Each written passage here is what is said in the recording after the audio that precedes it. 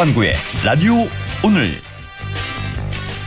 여러분 안녕하십니까, 허환구입니다. 총선에서 승리를 이끈 더불어민주당 이재명 대표는 오늘 국립현충원을 찾아 참배했는데요. 이 대표는 방명록에 함께 사는 세상, 국민께서 일군 승리라며 민생 정치로 보답드리겠다고 적었고, 윤석열 대통령과의 영수회담 가능성에 대해서는 당연히 만나고 대화해야 한다고도 했습니다. 참패를 당한 국민의힘은 여전히 어수선한 분위기인데요. 공동선대위원장을 맡았던 안철수 의원은 내각 총사퇴를 주장하며 용산 책임론에 불을 붙였습니다. 총선은 이제 끝이 났고 정치권에 해야 할 민생 문제는 산적해 있습니다. 승리한 곳은 어깨가 더 무거워졌습니다. 승리에 도취하지 말고 산적한 민생 문제 처리에 손발을 걷어붙여야겠습니다. 4월 12일 금요일 라디오 오늘 광고 듣고 시작합니다. 봄나들이 사행시. 봄나들이 갈 때쯤 나도 차 바꿀까? 라는 생각. 들면 딱 KGM 토레스지. EVX까지 혜택이 팡팡. 4월 특별 혜택 토레스 24개월 무이자 할부또는 최대 200만 원 추가 할인. EVX 전트림 200만 원 이하까지. KGM 전시장에서. 이희경입니다. 그거 아세요? 이사는 평수를 바꾸지만 연금 이전은 평생을 바꾼다는 말. 그래서 저는 하나 연금 닥터. 빈틈없는 밀착 관리에 찾아오는 연금 전문가 상담까지. 당신의 퇴직연금 하나은행 연금 닥터로 이전해야겠죠? 원금 손실에 유의하시고 자세한 내용은 하나은행 홈페이지 참조. 당신은 아마 아직 모를 거야. 장기 렌트 숨은 강자 아마존카는 아마 믿지 못할 거야. 합리적인 이 가격을 아마존카. 장기 렌트의 숨은 강자 홈페이지에서 실시간으로 확인하세요. 아마존카. 나에게 꼭 맞는 생유산균 락토핏. 아기에게 락토핏. 아이들도 락토핏.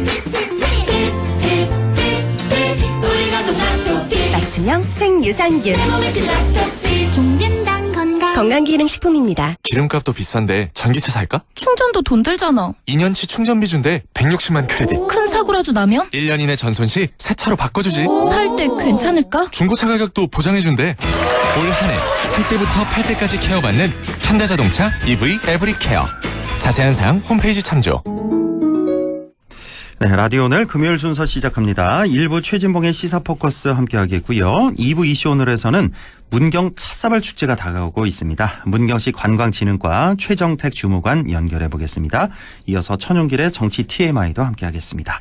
라디오 오늘 유튜브로도 다시 들으실 수 있습니다. 많은 애청 바랍니다.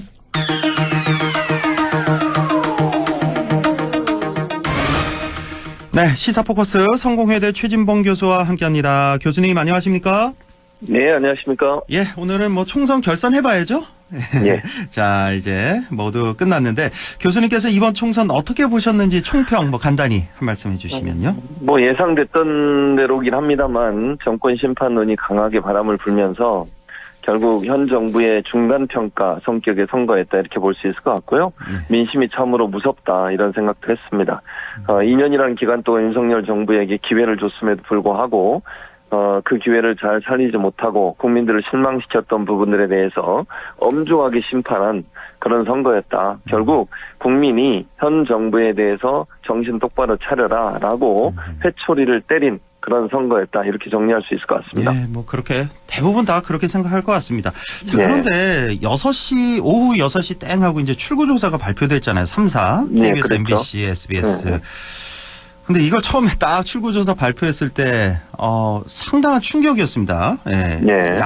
양측이 다. 그런데 이제 국민의힘이 이제 100석이 안 된다라고 나왔어요. 뭐 적게는 85에서 많아야 99 이렇게 나왔고 뭐 민주당을 비롯한 야권이 이제 200석 이상 이렇게 발표가 되는 바람에 굉장한 충격이었는데 근데 뭐 개표가 진행되면서 그렇게까지는 안 된. 그러니까 이번에 출구조사가 상당히 좀 빗나갔다. 그러니까 이 출구조사가 이제 사전 투표가 반영이 안 된, 뭐 보정을 했다고는 하지만 충분히 반영이 안 됐고 여론조사도 좀 빗나간 게 상당히 많았고 그동안 나온 게 이게 좀 상당히 좀 문제가 될 것 같네요, 앞으로. 왜냐하면 예전에는 출구조사 거의 빗나가지 않았거든요. 예. 그랬었죠. 예, 이번에 상당히 많이 빗나갔습니다. 예. 그러니까요. 지금 말씀하신 것처럼 이번에 이제 사전투표가 들어가지 않아서 그게 영향을 미쳤다고 주장을 하는데 말씀하신 것처럼 보정 작업이 일단 들어갔으니까 정확도를 높이는 데는 어느 정도 과학적 방법은 사용했다고 보여지는데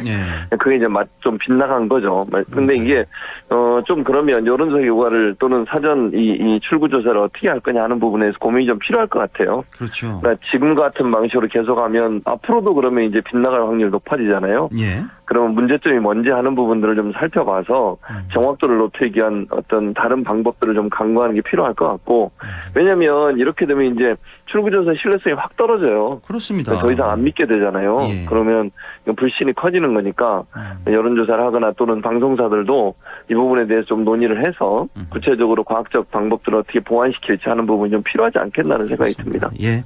자, 이번 선거 야당이 크게 승리를 했습니다. 뭐 역사상 야당이 최대 승리라면서요. 야당으로서 이렇게 승리한 건. 예.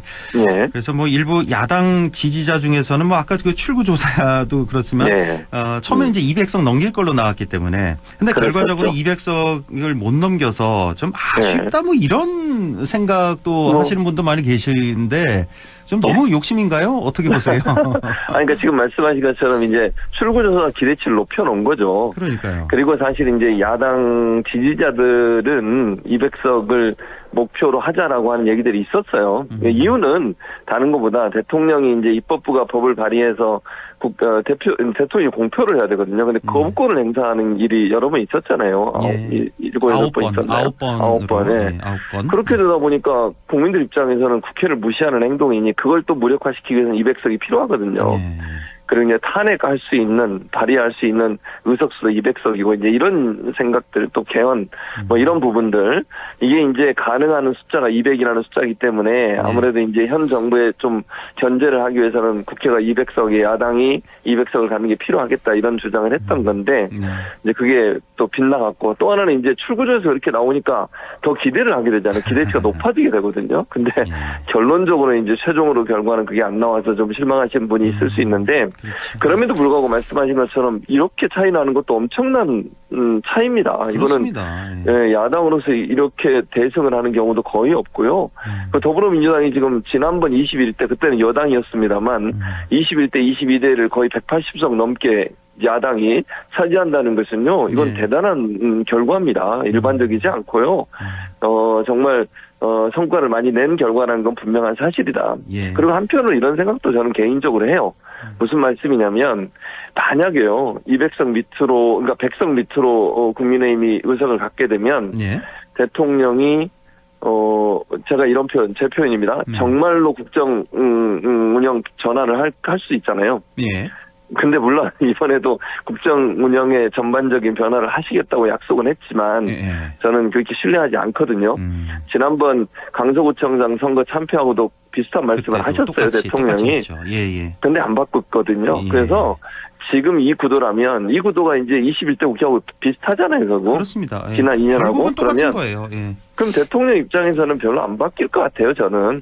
그렇게 보십니까? 네. 저는 그렇게 보기 때문에 차라리 이렇게 되면 대통령이 계속 같은 자세를 취할 거고 그러면 이제 계속 국민에게 비판받을 내용이 쌓이지 않을까라는 생각이 들고 또 야당 입장에서도 너무 대성을 하면 이게 오만해질 수 있거든요. 물론 지금도 뭐 대승이긴 하지만 그런데 이제 그래도 대통령이 계속 견제를 해야 되는 상황이 지금 계속 되는 거잖아요. 상황이 바뀌지 않았으니까.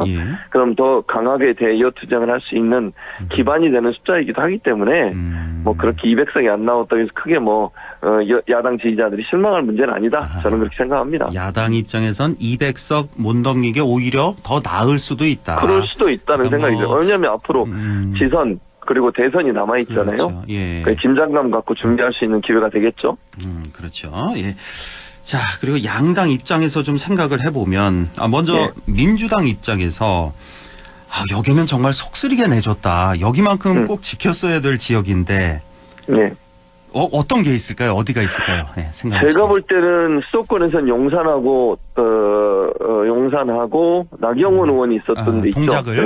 동작을 두 군데가 제일 아쉬운 부분이고요. 용산, 동작을. 네, 용산과 그리고 이제 낙동강 벨트예요. 거기는 내줬거든요, 두 좌석을, 두 의석을. 예. 그게 조금 이제 뼈아픈 부분이죠. 야당 입장에서, 민주당 입장에서는 가장 뼈아픈 부분이 이번에 그 두 부산에서 가지고요. 이제 18석 있는데 야당이 네. 이제 민주당이 한 석밖에 못 차지했어요. 지난번에는 맞아요. 3석을 네. 차지했는데. 그러니까요. 네, 여기도 네. 아주 그래서 뼈아팠다. 거기선 패배를 했거든요. 그래서 영남 지역을 이번에 좀 탈환하려고 민주당이 노력을 했는데 그게 안 된 부분, 이게 좀 뼈아픈 부분이에요, 사실은. 네. 그리고 전국 정당화에 좀 이제 발목이 잡힌 거잖아요. 네. 그쪽 영남 PK 지역에서 성과가 좀 안 좋아서 그게 좀 아쉬운 부분이라는 점이 눈에 띄고, 그다음에 동작을 같은 경우에는 유상명 후보가 물론 정말 다윗과 골리앗 같은 싸움이었지만 이재명 대표가 정말 9번씩 방문하면서 공을 들였는데 거기도 그랬고, 용산 같은 경우는 대통령실 이전 때문에 정치 이제 신정치 1번지가 됐는데 거기서 또 아깝게 지는 바람에 그 지역이 사실 민주당 입장에서 가장 아쉬운 부분이 아닌가 하는 생각이 듭니다. 도봉갑도 좀 속쓰릴 것 같아요. 거기 그렇죠. 김재섭, 거기도. 국민의힘의 김재섭 의원이 됐고. 네, 맞아요. 그래서 반대로 거기도 원래 민주당 톱밭이었죠. 그러니까요. 예. 반대로 이제 국민의힘 입장에서 보기에 좀 여긴 진짜 속쓰리다 하는 지역고 어디를 들 수 있을까요? 아니 아무래도 이 국민의힘 입장에서는 수도권이나 경기도에서 하나도 못 얻은 게 가장 뼈아플 것 같아요. 저는 하나도 못 얻은 건 아니지만 완패를 했습니다. 경기도에서 이제 60석 중에 국민의힘이 6석밖에 못 차지하고 민주당이 53석을 차지했으니까 여기 정말 뼈아프고. 뼈아프죠. 그 김준혁 그 민주당 후보 나왔던 수원이었죠. 수원청. 수원청. 여기 맞습니다. 뺏긴 게 정말 속이 쓰릴 것도 같고요. 국민의 입장에서는 아쉬울 수 있죠. 그런 부분도. 서울, 경기 완패했고 인천도 12대 2가 났으니까 맞아요. 여기도 인천도 완패됐고. 거의 민주당이 거의 다 차지를 했고요. 그러니까 수도권에서 참패가 결국은 이렇게 의석수가 적은 이유예요. 그렇습니다. 그러니까 TK 지역하고 PK는 거의 이제 압승을 했잖아요, 국민의힘이. 근데 충청 지역도 상당히 많이 내줬어요. 충청도. 거기 그렇습니다. 예를 들면 박수현 의원 있잖아요. 이번에 당선된. 거기 정진석 의원이거든요. 그분이 이제 탈락을 했어요. 그것도 뼈아픈 지역 중에 하나. 지난번에 두 번이나 정진석 의원이 이겼는데 이번에 이제 세 번째 만에 박수현 내줬어요. 그 부분도 뼈아픈 부분이라고 볼 수 있죠. 그렇네요. 이렇게 보니까 서울, 경기, 인천이요. 122석이나 되네요. 그러니까 거기가 제일 많아요. 절반이에요. 254석 중에 122석이 되는 거니까 거의 절반이 되니까. 그렇죠. 수도권의 승리가 반드시 필요하죠. 총선 승리를 위해서. 반면에 지역구도는 이제 영남, 호남은 완전히 우리 경북 같은 경우는 대구 경북이 25석인가 그렇거든요. 완전히 국민의힘 25석 다. 무소속도 없었습니다. 이번 선거 특징이 또 무소속 당선자가 한 명도 없다는 거. 이것도 처음이라 그러더라고요. 총선 역사상. 지지층이 결집을 한 거죠, 강하게. 그러니까요. 반대로 또 호남, 뭐 전라, 남북도 광주까지 합해서 전부 다 민주당이 차지했고. 맞습니다. 이 지역구도 이거 깨야 되는데 이거 어떻게 깹니까? 정말 그게 쉽지가 않아요. 정말 바람직하지 않은 이 지역구도. 자, 이렇게 좀. 근데 다행히, 그러고 보니까 하나 꼭 말씀드려야 될 게, 임미애 후보 있잖아요, 임미애. 어제도 인터뷰를 했습니다, 이 현장에서. 직접 와서. 그래서 TK 지역에서 어쨌든 비례로 들어오긴 했지만, 오랫동안 TK 지역에서 활동했던 임미애 후보가 당선된 건 그래도 의미가 있다, 이렇게 볼 수 있을 것 같습니다. 그렇습니다. 상당히 의미가 있는 거고, 어제 아침까지도 결정이 안 돼가지고, 계속 밤을 꼬박 샜었는데, 이번엔, 그러니까 마지막에 사실 더불어민주연합과, 조국 혁신당 어디가 더 많이 차지할 것이냐. 근데 역시 저력이 있기는 있거든요. 거대 야당에 민주연합이 14석, 조국 혁신당 12석 이렇게 차지했는데. 아이고, 이 당 얘기하다 보니까 이번에 또 눈에 띈 게 조국 혁신당은 뭐 12석 이 정도는 뭐 예상했던 거니까 그렇게 놀랍지 않은데. 개혁신당이 그래도 괜찮지 않았나요? 이준석이 당선됐다는 게 그러니까요. 여기에다가 비례 2석 합해서 이준석 후보의 당선 이거 어떻게 보셨습니까? 이건 정말 놀라운 결과였습니다. 놀라운 거죠. 그러니까 사실은 그 공영훈 후보의 이제 부동산 문제 이 문제가 발목을 잡은 것 같아요. 그렇죠. 그 전까지만 해도 사실은 공영 후보가 앞서고 있었거든요. 여론조사 결과로만 보면. 예. 근데 갑자기 이제 마지막 남은 그 깜깜이 기간에 뒤집어진 것 같은데, 공영 후보 관련해서 이제 뭐 그 재산을 자녀들에게 넘긴 부분, 이 부분이 도덕적으로 윤리적으로 문제가 있다고 여론이 확산이 되면서 상당히 이제 그 화성에 있는 주민들, 유권자들이 좀 화가 나신 것 같아요. 그런 부분들이 영향을 미친 것 같고, 그리고 이제 이준석 후보는 정말 할 수 있는 모든 걸 했어요. 무슨 말이냐면 부모님들까지 나왔어요. 어머님, 아버님까지 나와가지고 여론 선거 운동을 하셨거든요. 그래서 정말 이번에 안 될 거로 대부분 예상을 했는데, 왜냐하면 보수표가 분산이 됐었거든요. 국민의힘 후보가 나와서. 게다가 국민의힘 후보도 있는데도 불구하고. 네, 맞아요. 그래서 그 이제 아무래도 인지도가 있고 이러니까 또 당선이 된 것 같아서 이건 좀 이변 중에 하나죠. 사실 이준석 대표의 당선은. 그 뭐 부동산 문제도 있지만 그 토론회에서의 그 태도도 상당히 좀 영향을 미쳤을 것 같습니다. 문제가 됐었어요. 공영 후보가 태도가 그렇게 좋지가 않았고 토론회를 좀 회피하는 듯한 이런 태도. 그래서 이제 앞으로 이제 후보들이 토론회에 정말 열심히 해야 될 것 같습니다. 참여해야죠. 격전지에서는.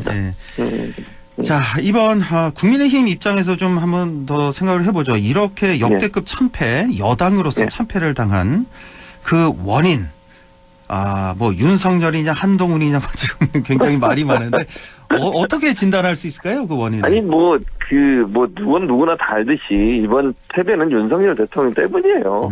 정권 심판, 중간 평가. 물론 저는 한동훈 비대위원장이 잘했다고 보지 않아요. 전 전략도 잘못 세웠고 한동훈 비대위원장의 가장 큰 실책은 뭐냐면요. 이렇게 정권 심판에 강하게 두는데 그걸 애써 애면하고 그 얘기를 전혀 꺼내지 않았어요. 그 말은 정권 심판론이 강하게 불 때는 반성하고 바로 잡겠습니다. 그리고 정부에도 윤석열 대통령실이나 아니면 정부에도 쓴소리를 할 수 있어야 돼요. 그런데 2번 정도 뭐 약간의 충돌이 있었지만 폴더 인사하고 끝나버렸잖아요. 그러면 국민들이 볼 때는 한동훈 비대위원장이나 윤석열 대통령이랑 뭐가 다르냐. 이 여당이 이래가지고 반성도 안 하고 있는데 과연 의석 많이 주면 제대로 하겠느냐 이런 의문이 들지 않겠습니까? 그렇습니다. 그래서 제가 볼 때는 가장 큰 책임은 윤석열 대통령 그리고 윤석열 정부예요. 다만 한동훈 비대위원장도 거기에 더 플러스해서 악영향을 미쳤다 이렇게 저는 생각합니다. 자, 총선이 끝나자마자 기다렸다는 듯이 이제 윤 대통령을 향한 쓴소리가 하나둘씩 나오기 시작해요. 뭐 안철수, 김재섭, 김기현 뭐 이렇게 등등 해서 쓴소리를 내기 시작하고 있습니다. 뭐 참모들 내가 전면 쇄신해야 된다. 김건희 특검법도 받아야 된다. 당정관계 개선해야 된다. 등등 이런 얘기가 이제 벌써부터 이제 총선 다음 날부터 나오기 시작했고 홍준표 대구시장 보면 근데 너무 심해서 이게 지금 뭐 민주당 인사들보다 더 심하게 한동훈 전 위원장을 비판을 하니까 뭐 근데 재밌는 건 홍준표 시장은 윤석열 대통령 공격을 안 해요. 왜 그런 다른 거죠? 점이에요. 왜 그런가요? 지금 교수님 말씀하셨듯이 대부분 원인이 윤 대통령 탓인데 참패 원인이. 그런데 한동훈 비대위원장 공격하잖아요. 잠재적 경쟁자잖아요. 아, 경쟁자라서 그런 거예요? 그럼요. 그러니까 윤석열 대통령은 이제 그 대통령 하고 나면 더 이상 선거를 할 분이 아니잖아요. 그렇죠. 그럼 한동훈 비대위원장은 대권 후보예요. 누가 뭐라 하든. 홍준표 지금 시장 대권 나가고 싶어 하잖아요. 자, 대권에 나가는 사람은 현 정부의 도움이 필요하겠습니까? 안 하겠습니까? 당연히 필요해요. 대통령의 힘이 필요하고 조직이 필요하고. 그런데 한동훈 비대위원장은 본인과 싸울 사람이에요. 그럼 이 책임을 누구한테 묻겠습니까? 당연히 전략적으로 한동훈 비대위원장을 공격을 해야죠. 깎아내리고 그리고 그래야만 여론에서도 한동훈 비대위원장에 대해서 안 좋은 여론이 형성이 될 거고 그러면 결국 다른 사람을 찾게 되고 그 중에 한 명이 본인이 될 수 있으니까 윤석열 대통령을 공격하는 것은 본인의 대선 가도에 전혀 도움이 안 돼요. 그런 경우 한동훈 비대위원장을 공격을 해야 되는 거죠. 그래서 지금 좀 어른이잖아요. 국민의힘의 그렇죠. 어른으로서 좀 뭐 위로의 말이 좀 나올 줄 알았는데 뭐 셀카놀이 뭐 대권놀이 하다가 뭐 깜도 안 되는 사람이냐는 등등 그렇죠. 너무 심하게 해서 지금 민주당 인사보다 더 심하게 이제 비판을 해서 왜 그러나 했더니 잠재적 경쟁자라서 그랬다. 그러면 이제 포스트 한동훈은 누가 될까? 뭐 안철수, 나경원 뭐 이렇게 갑니까? 지금은 아마 그분들이 나오긴 할 거예요. 당권 경쟁에. 근데 이제 가능성을 보면요. 예. 저는 이게 비윤과 친윤 간의 갈등 요소로 작용할 가능성이 있다고 보거든요. 전당대회를 조기에 할 거냐 비대위로 할 거냐로 아직 결정이 안 됐고 이게 만약에 전당대회를 미리 빨리 치르게 되면 이제 여러 가지 요건이 있겠죠. 예를 들면 전당대회를 빨리 치른다는 말은 분위기 생성이 되잖아요. 예. 일단 전당대회 하면 후보들 나올 거고 막 이러다 보면 지금의 이런 패배 의식이 어느 정도 벗어날 수 있는 기회를 잡을 수는 있겠죠.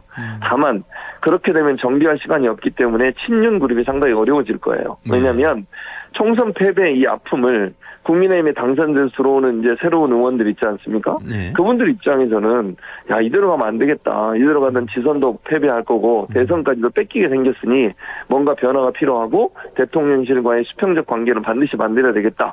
이러면 비윤계 네. 비윤계를 더 선호하지 않겠습니까? 그분들 네. 입장에서 아하. 좀 쓴소리도 하고 대통령실에 거리두기도 하고 이런 사람을 선호할 가능성이 있어서 예. 조기 전당대회를 하면 아무래도 이제 좀 비윤계 쪽에 있는 분들 안철수, 나경원, 심지어 유승민 전 의원 얘기까지 나오더라고요. 그러니까요. 홍준표 지사장은 자기 나가지 않겠다고 얘기를 했고 예. 그리고 이제 친윤 그룹도 네. 그래도 대통령을 옹이해야 된다는 주장을 하면서 친윤 그룹 후보를 낼 거예요. 누가 나올지는 아직은 시각화되지 않았지만 네. 그런 과정이라고 하면 이제 충돌이 일어날 수 있죠. 그 점에서 친윤과 비윤 간에. 그렇군요. 예전에는 대통령이 말하면 다 먹히는 구조였다면 이번 총선 패배 이후에 그렇게 되기가 어려워요. 지금은. 이제 뭐 다음 총선에서 이제 대통령이 먼저 끝나니까 다음 총선에는 그렇죠. 임기가 끝나죠 먼저. 그러니까 이번엔 지난번 뭐 연판장 돌렸던 그런 의원들 이제는 어려울 뭐 겁니다. 그런 모습이 이제는 안 나올 것이다. 할 네. 말은 이제 할 거다. 대통령을 향해서. 그럴 것 같아요. 그게 국민의힘에도 도움이 되는 거죠. 도움이 되는 거죠. 예. 장기적으로. 다음 당대표 때는 그럼 윤석열 대통령 개입은 없다? 뭐 이렇게 아니 이렇게 근데 봐도 될까요? 개입을 시도할 거라고 저는 봐요. 아, 시도는 할 거다. 근데 안 당연히 먹힐 하죠. 거다. 안 먹힐 거다. 그래서 충돌이 일어날 거다. 저는 그렇게 예상을 합니다. 예상. 약간의 갈등, 어느 정도 갈등이 폭발될지는 모르겠는데 네. 갈등이 일어날 가능성이 있어요. 왜냐하면 그래도 아직은 대통령이 3년이나 임기가 남아있잖아요. 그럼요. 예. 또 대통령 입장에서는 본인의 그립감이 약해지면 본인은 이제 사면 초과예요. 그렇지 않아도 거대 야당인데 거기다가 몇 명만 이쪽으로 넘어가서 특검법 통과시켜줘 버리고 거부권 다시 돌아오면 통과시켜줘 버리고 이래버리면 안 되잖아요. 8명만 넘어오면 되니까. 그러니까요. 예. 그런 상황이 될 수 있으니까 눈치를 볼 수밖에 없죠. 예. 국민의힘 지금 뭐 상당히 참패를 당한 상황, 내부도 네. 상당히 어지러운데 빨리 수습하고 정리를 해야 될 것 같습니다. 예. 네. 자, 지금까지 성공회대 최진봉 교수와 함께했습니다. 고맙습니다. 네, 감사합니다. 네, 라디오 오늘 2부에서 뵙겠습니다.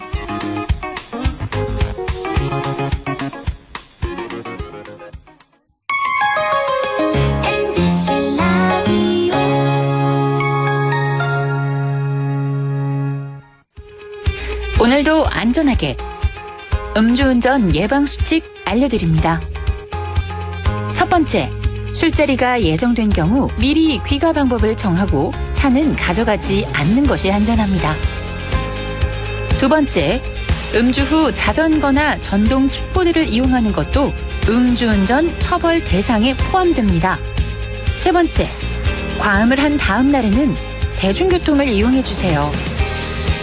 숙취 음주운전 역시 처벌 대상입니다.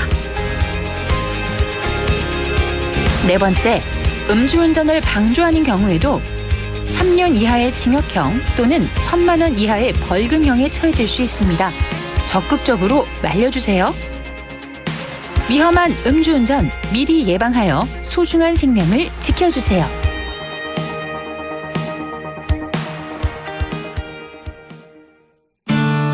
참 아이러니하죠?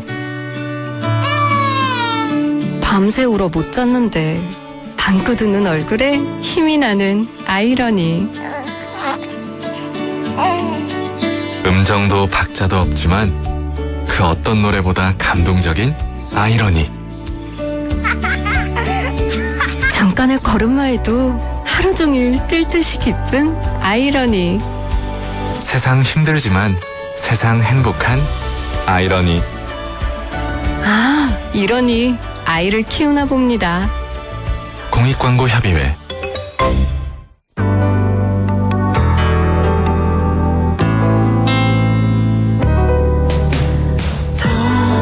어렵던 날도 많았죠.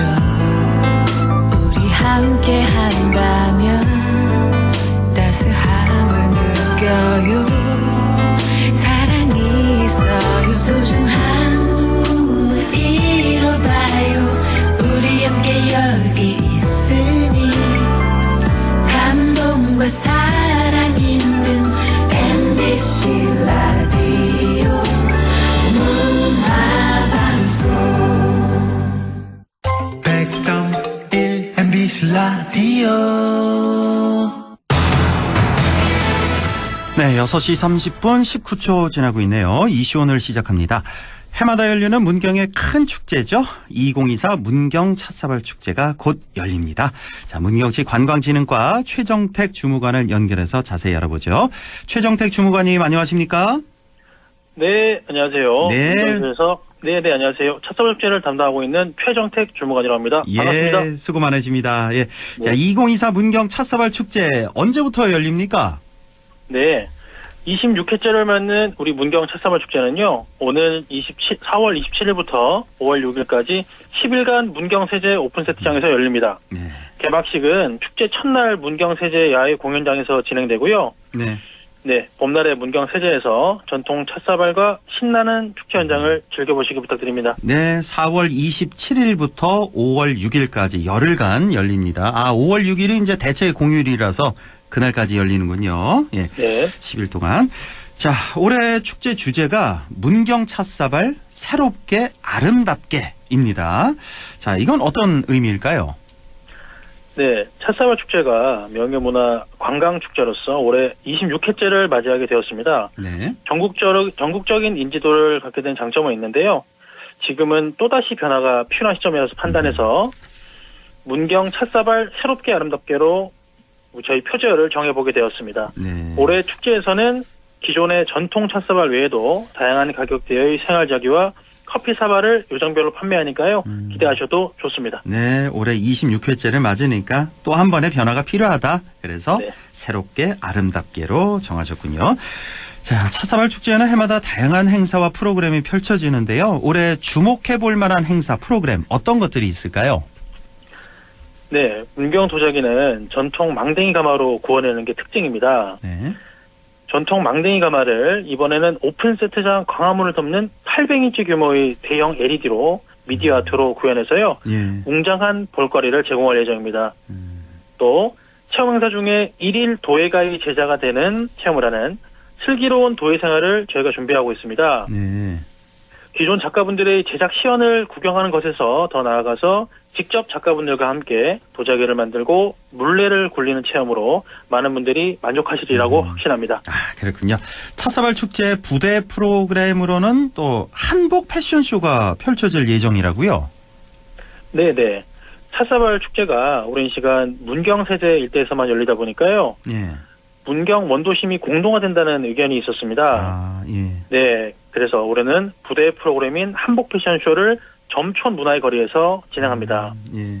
네. 장인의 줄타기 행사, 그리고 전통 북소리 퍼포먼스, 그리고 한복 패션쇼가 이어져서요. 축제 기간 중에도 문경시 전역을 흥겹게 만들어줄 예정입니다. 네, 문경 시내에서는 이제 한복 패션쇼, 줄타기 행사, 전통 북소리 퍼포먼스 등등이 열린다는 거 알아두시면 좋겠고요.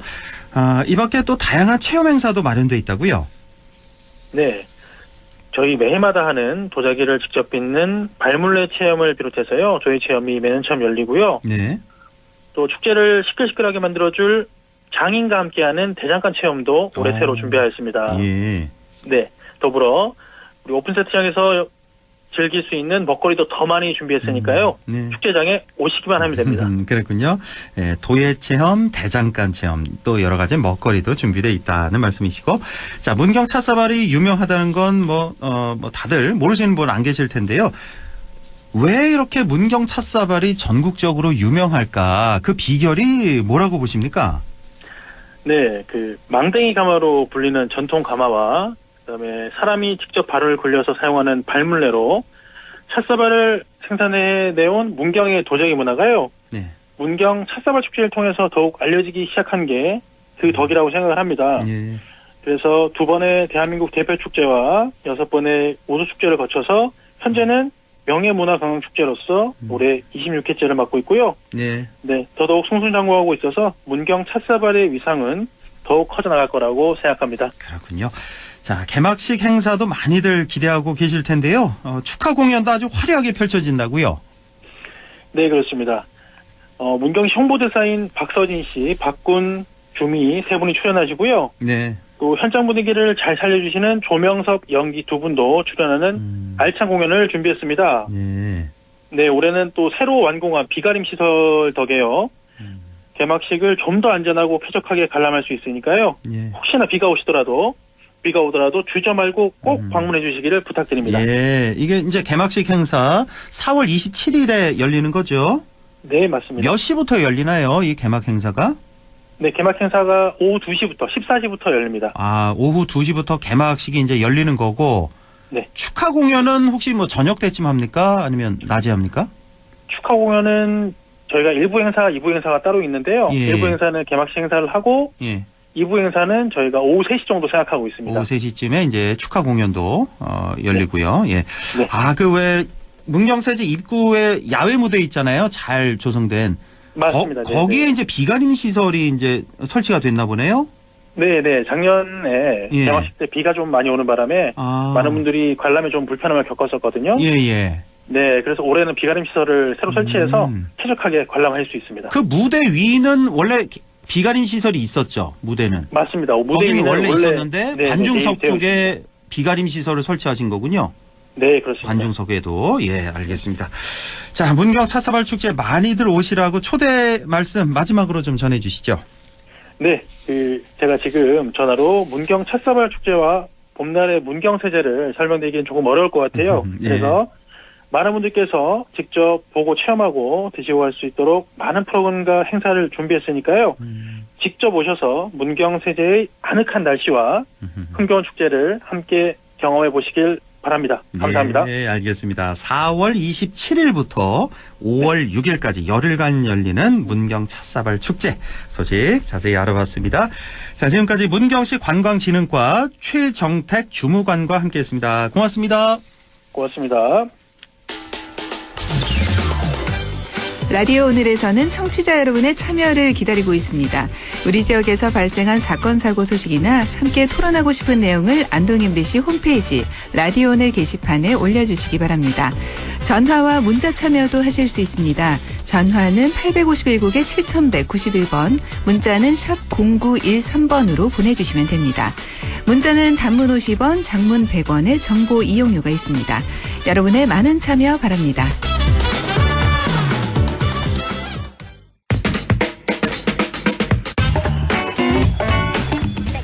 네, 천용길의 정치 TMI 시작합니다. 오늘도 뉴스맨 천용길 편집장과 함께합니다. 안녕하십니까? 네, 안녕하십니까? 예, 아무래도 오늘은 총선 결과 쭉 살펴봐야 될 것 같은데요. 네. 먼저 뭐 전국 그리고 또 우리 지역 살펴볼 텐데 네. 전국적인 총선 결과 뭐 의미부터 한번 좀 짚어주실까요? 네, 4월 10일 지역과 전국을 주목하게 했다. 국회의원 총선가 드디어 끝이 났는데요. 네. 전국적으로 의석수를 다시 한번 정리해보면 네. 더불어민주당과 또 민주당 주도로 만든 비례위성정당 더불어민주연합이 합 175석을 확보했고요. 네. 이 국민의힘과 비례위성정당, 국민의 미래가 합쳐서 108석, 그리고 조국혁신당이 12석, 개혁신당이 3석, 새로운 미래와 진보당이 각각 1석씩을 얻었습니다. 네. 이 윤석열 대통령에 대한 정부 심판 구도와 일명 한동훈 위원장이 이야기를 꺼냈었죠. 2조 심판, 이재명 조국 대표 심판을 하겠다. 이게 맞붙었는데 네. 결과적으로는 윤석열 대통령에 대한 이 심판이 더 강할 수밖에 없었다는 걸 확인한 선거가 아닐까 싶습니다.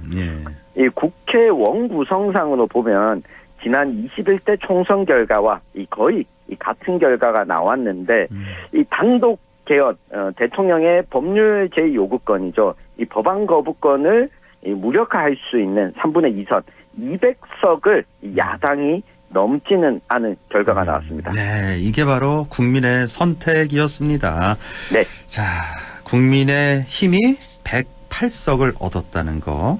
네. 100석은 넘겼다는 거. 예. 네. 자, 결과적으로 이렇게 야당이 압승을 했는데 네. 지난 21대 총선과 비교하면 어떻습니까? 네, 이 결과를 보면 20년 만에 집권 여당이 임기 내내 5년 동안 여소야대, 그러니까 국회에서 제1당을 가지지 못한 채 국정 운영을 할 수밖에 없는 상황이 됐습니다.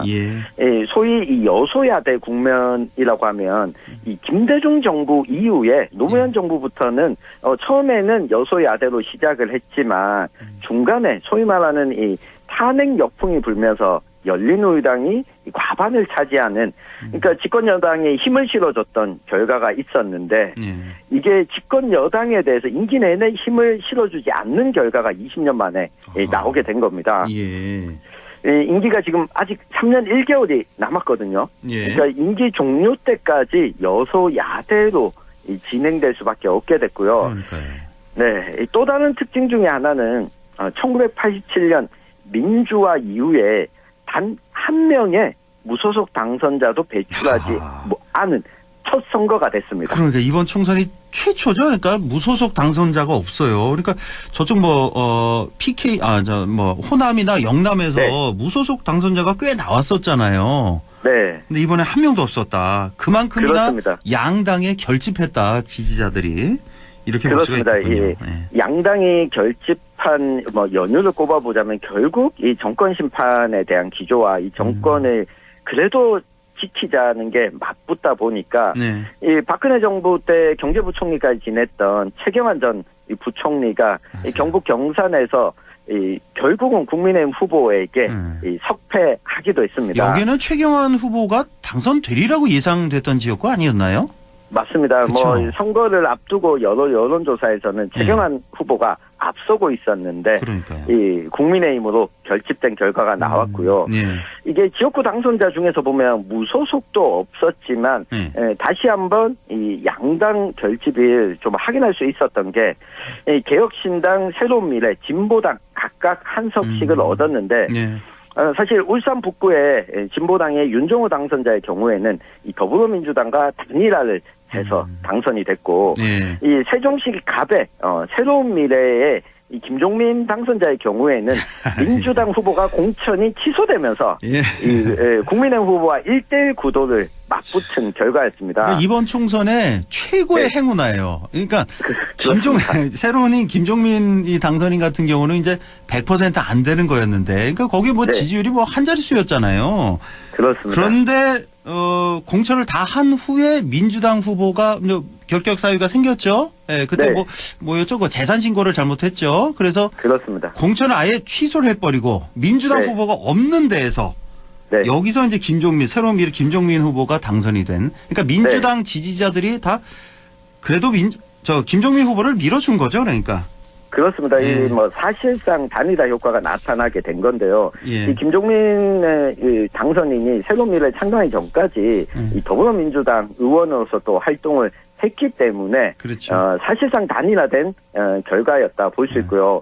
그런 면에서 보면 3자 구도에서 당선됐다, 오롯이 당선된 사람은 경기도 화성을의 이 개혁신당 이준석 당선인 한 명밖에 없었습니다. 이준석 대표는 호불호를 떠나서 진짜 이번 결과는 인정을 해줄 건 인정을 해줘야 됩니다. 이건 정말 역사의 거의 길이 남을 사건 같은 이런 결과였어요. 그렇습니다. 특히나 이번처럼 양당 결집을 확인할 수 있는 선거에서 3자 구도로 당선됐다라고 하는 것은 앞으로도 이 정치적 자산으로 좀 남지 않을까 보여주고요. 우리 지역 청취자분들 중에서 이준석 대표 이제 싫어하시는 분들 꽤 많이 계신데 그래도 인정해줄 건 해줘야 됩니다, 정말. 맞습니다. 정말 열심히 했고, 선거운동도 정말 잘했고, 토론회도 잘했고, 그렇습니다.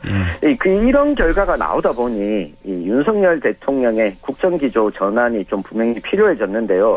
앞서 이야기가 나왔던 이준석 개혁신당 대표 같은 경우에도 우리는 야당이다. 그러니까 범여당으로 분류하지 말아달라. 이야기를 밝히기도 했고요. 특히 여당이 패배한 상황 속에서도 이 소위 윤석열 대통령과 위치가 좀 달랐던 그동안 정치적 행보가 좀 달랐던 여당 국민의힘의 이 거물 정치인들도 대거 살아남았습니다. 탄압을 받았던 그동안. 그러니까 이게 오히려 당선에 보탬이 됐다라는 평가가 나오고 있는데 다들 아시겠지만 안철수, 나경원 또 이준석 그리고 김용태 당선인 등인데 이 200석이 안 됐기 때문에 윤석열 대통령의 국정 기조가 크게 변하지 않을 거다라고 하는 관측도 있긴 한데 사실 이 지금과 같은 갈등 국면이 이어진다면 오히려 이 야당이 범야당이 200석을 넘길 때보다 또 다른 이 결과가 나올 수 있다. 특히 야당이 22대 국회 초반부에 김건희 여사에 대한 특검법을 재차 이제 발의했을 때 국정기조 변화가 없다면 거부권을 또 행사한다면 지금 국민의힘 여당 내부에서 먼저 이탈하거나 불만이 나올 수도 있는 상황이 됐습니다. 그러니까 여당 내부에서 사실 그 표현을 안 했지 대통령에 대한 불만이 있는 의원들이 상당히 많을 테니까 맞습니다. 이제는 표현을 하겠죠. 총선 끝났으니까. 심지어 윤석열 대통령은 이제 그 다음 국회의원들에게 공천할 수 있는 권한 자체가 없습니다. 없으니까. 아까 말씀하신 그 김용태 당선인이 그 우리가 아는 그 젊은 김용태가 아니라 그 예전에 그 정치했던 그 김용태 의원 말하는 거죠? 그렇습니다. 그렇죠? 알겠습니다. 그 젊은 김용태도 이번에 됐어요. 그렇죠? 경기도 됐습니다. 저쪽 어디죠? 포천 가평인가요? 그쪽에서 돼서 여기도 아주 눈길을 끌었고. 자, 전국적인 고전에도 불구하고 우리 지역 이제 좀 보죠. 우리 지역은 이제 국민의힘 의석을 다 차지했습니다. 이것도 역시 뭐 무소속 한 명도 없이 이것도 보수 결집이라고 볼 수가 있겠네요. 뭐 좀 다르게 해석해 볼 여지가 있습니다. 이 국민의힘이 얻은 지역구 구입석 가운데 25석 모두 대구 경북 지역에서 나왔는데 안동 예천의 결과를 보면 이 김영동 국민의힘 후보가 67.47%, 이 더불어민주당 김상호 후보가 28.93%로 이 북부 지역에서는 가장 높은 이 득표율을 민주당 후보로서 기록을 했습니다. 그리고 상주 문경 같은 경우에도 국민의힘 이미재 후보가 77.64%로 당선은 됐는데 이게 민주당 이윤희 후보가 18.83포인트, 그리고 새로운 미래 김영선 후보의 3.51을 더하면 이전 선거보다는 상주 문경 분위기도 이제 20% 정도는 좀 야당세가 확인이 된다. 라는 걸 좀 볼 수 있었고요. 이 가장 막판에 공천을 받았던 영주 영양 봉화의 민주당 박대현 후보가 26.28%로 이 국민의힘 임종득 후보의 73.71% 이 당선을 저지하진 못했지만 상당히 또 높은 이 득표를 기록을 했습니다. 박규현 후보 이번에 상당히 선전한 겁니다. 이 정도면. 맞습니다. 그럼 뭐 그러다 보니 이 결과를 두고 지역주의가 여전히 공고해졌다. 특히 우리가 포털 사이트나 이 선거 결과 보도 방송을 보면 이 양당의 의석수를 가지고 색깔을 표현하다 보니까 이 동쪽은 다 빨간색 그리고 서쪽은 파란색 이것만 보는 경우가 있는데요. 이게 기본적으로 감안해야 될 게 집권 여당이 이 여당일 때 선거 결과가 어땠는지 좀 봐야 됩니다. 이 경북 지역뿐만 아니라 부산 경남 지역도 이 4년 전보다 더불어민주당 또는 뭐 야당 당선자가 좀 줄었거든요. 이거는 기본적으로 좀 집권 여당이 힘을 실어줘야 한다라고 하는 정서가 갖춰져 있다고 볼 수 있습니다. 왜냐하면 국민의힘의 전신인 새누리당이 여당이던 이 8년 전 20대 총선과 대비해 보면 4년 전에는 더불어민주당이 여당이지 않았습니까? 때문에 경북 지역에서도 이 민주당 소속의 후보들이 30%를 넘은 지역들이 이 구미, 포항 이곳에서 나왔었는데 이게 4년 전은 여당이기 때문에 지금 야당이지 않습니까? 여당에 밀어주면 뭔가 지역에 내려오는 게 있겠지라고 하는 기대치가 없는 상황에서 8년 전과 비교해보면 영주 문경 예천에서 민주당 후보가 10%도 못 얻었습니다. 그리고 안동시의 경우에도 16%밖에 못 얻었었거든요. 그럼 뭐 이번에 김상호 후보 같은 경우는 12%포인트 이상 더 얻은 거잖아요. 그렇습니다. 상당히 선전했네요. 4년 전보다는 여당일 때보다는 하락했지만 이 8년 전보다는 확실히 야당을 찍는 유권자들이 이번의 경우에 좀 많았다라고 볼 수 있겠습니다. 참 어제 임미애 당선인이 그 얘기 하더라고요. 그 안동에서 김상우 후보가 28.93 얻은 거 이거 지난 대선 때 대선 때 이재명 후보가 얻은 것보다 더 많이 얻은 거다라고. 맞습니다. 상당히 긍정적인 거다라고 말씀을 해주셨고. 자, 그 상승세 배경에 이번 더불어민주연합 당선자가 된 임미애 당선인의 역할이 있었다, 컸다 이렇게 볼 수 있을까요? 네, 뭐 전국적으로 보면 이 더불어민주연합과 조국혁신당의 합이 이 거의 50%에 가까운 50%를 넘는 비례정당 투표율을 얻었는데 이 경북의 경우에는 어쨌든 간에 이 경북 전 지역구의 후보를 다 냈던 적이 4년 전 선거밖에 없었습니다. 그러니까 여당일 때만 전 지역구의 후보를 냈고 심지어 노무현 정부 때도 전 지역구 후보를 못 냈었거든요. 근데 이번에 한 곳만 빼고는 우리 또 경북 지역에 북부 지역은 후보를 3곳을 냈고 지금 경북 전체로 보면 2곳 빼고는 전 지역구에 후보를 냈습니다. 아, 민주당이. 네, 이게 의성 군의원, 도의원 그리고 경북도의사 후보까지 지냈고 이번에 더불어민주연합 후보로 당선권에 임예 당선인이 배정이 되면서 민주당 출신 정치인들도 앞으로의 정치 경로가 좀 정해졌다. 이렇게 평가할 수 있겠고요. 안동 이야기를 하셨으니까 안동이 보면 더불어민주연합이 경북 전체 평균 득표율이 14.67인데 안동이 구미 다음으로 더불어민주연합 득표율이 가장 높은 지역이었어요. 얼마나 나왔어요, 참? 16.94%가 나왔습니다. 많이 나온 건가요, 이 정도면은? 네. 왜냐하면 조국혁신당이 11.08%를 얻었거든요. 조국당이 있으니까. 네. 근데 여기에다가 그 허순규 후보가 비례대표 후보가 됐던 녹색정의당이 안동에서 3.86%. 그러니까 녹색정의당이 경북 어느 지역에서도 3% 넘은 곳이 없었는데 안동만 넘어섰습니다. 이게 허순규 후보 덕분이라고 봐야 되겠네요. 그렇죠? 그렇습니다. 뭐 이 숫자를 다 더하면 안동에 소위 확실한 야당표가 30%가 넘었거든요. 그렇게 봐야겠네요. 네, 김상우 후보가 얻은 득표율보다 더 많이 나왔는데 이걸 확인해 보면 뭐 이 새로운 미래까지 다 더한다면 이 보수 유권자들 중에 지역구는 국민의힘을 찍더라도 정당 투표는 윤석열 정부에 대해서 좀 심판을 해야 되겠다. 이 정당 투표를 한 유권자가 이전보다 좀 늘어났다 이렇게 해석하는 게 맞을 것으로 보입니다. 그렇군요. 예. 자, 우리 지역 당선자들 앞으로 역할이 있다면 어떤 걸 들 수 있을까요? 네, 일단 이미자 의원이 이번에 3선이 됐습니다. 네, 3선이 되면 일반적으로 국회 상임위원장직을 맡을 수 있거든요. 뭐 예산 확보나 법안 통과에 있어서 유리한 자리에 오르게 되는데 다만 전국적으로도 국민의힘 3선 이상 중진이 많다 보니까 여소야대 국면에서 국민의힘이 얻을 수 있는 상임위원장 자리가 7개 정도밖에 없어서 과연 들어갈 수 있느냐. 이 부분을 봐야 되겠고요. 근데 뭐 또 전반기 후반기 또 나뉘어져 있으니까 그렇습니다. 들어갈 수도 있겠네요. 네. 그리고 재선에 박형수, 김영동 의원이 있고 초선에 임종득 당선인이 있는데 앞으로 행보가 이 정부의 국정운영 기조에 좀 변화가 불가피해진 상황에서 어찌 보면 야당 의원들과 협치 전략을 좀 세워야 됩니다. 특히 주목되는 게 임종득 당선인인데 대통령실의 안보참모였잖아요.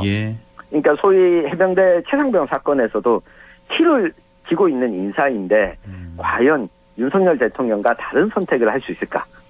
만약 그렇다면 정치적으로 전국적으로도 그렇고 주목을 받을 텐데 그렇지 않으면 초선인데다가 윤석열 대통령을 막는 역할에 앞에 선다면 이 108명 중에 한 명이 될 가능성이 좀 높은 상황입니다. 임미애 당선인은요? 네, 그리고 임미애 당선인이 제가 어제도 인터뷰를 따로 했었는데 첫 번째 국회 입성 후 과제로 공직선거법을 개정하겠다. 특히 경북과 전남처럼 이 광역의회가 무투표 당선자가 많이 나오는 거는 2년 뒤 지방선거에서 막아야 정치 다양성이 확보될 수 있다면서 이 정당 명부 비례대표제 시범 도입을 경북과 전남에 좀 하도록 노력하겠다. 그리고 대구 경북 전체의 목소리를 담는 창구 역할을 하겠다고 했으니까 이 역할도 좀 지켜보면 흥미로울 것 같습니다. 알겠습니다. 뉴스민 천용길 편집장과 함께했습니다. 고맙습니다. 감사합니다.